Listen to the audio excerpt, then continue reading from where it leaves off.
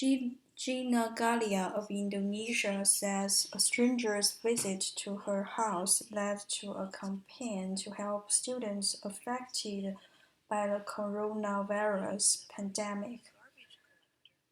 Galia remembers when a garbage collector came to her house in Jakarta, the Indonesia capital.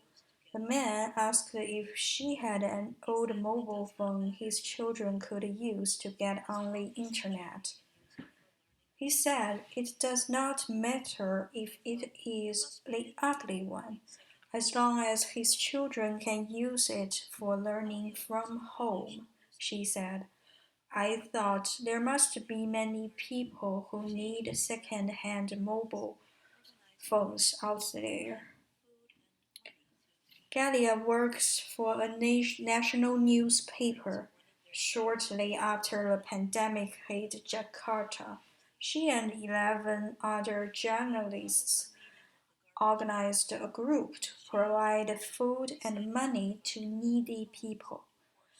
They started hearing from parents who wanted their children to study online but lacked a way to use the internet. Galia thought of her meeting with the garbage collector when she and her group decided to provide mobile phones to poor students. Many of these children were not able to do face to face learning when the new school year started in July. When the journalists announced their campaigns through social media, the reaction was overwhelming. Many people donated second-hand phones, while others gave cash donations.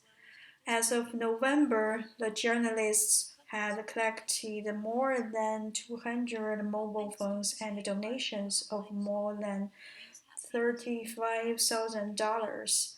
They used the money to buy more phones. They also paid for internet use for those needing it. Currently, nearly 300 phones have been given to students in and around Jakarta, as well as to distant areas like Papua, the country's most eastern province. Helping students take part in online schooling brings happiness to Galia and her friends. We really hope the mobile phones can be used as much as they can during the pandemic, she said.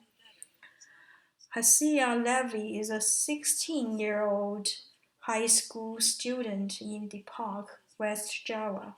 He now attends online classes in the morning. His father, Danny Sayuti, had been loaning his mobile phone to his son for his studies, but that meant Sayuti could only do his work as a motorcycle taxi driver for part of the day. Sayuti wrote to Galia's group in August. His family received a mobile phone a month later. Sayuti believes that his son can now do better with his online studies. Now I see him more comfortable and he can directly reach out to his friends and teacher, Sayuti said. Quiran Ruby I Maribi had also been using his father's mobile phone to attend 3 video calls a week with his teachers and get homework. But the 11-year-old boy sometimes sent his homework late because he had to wait for his father to return from work in order to get back online. For the first time in his life,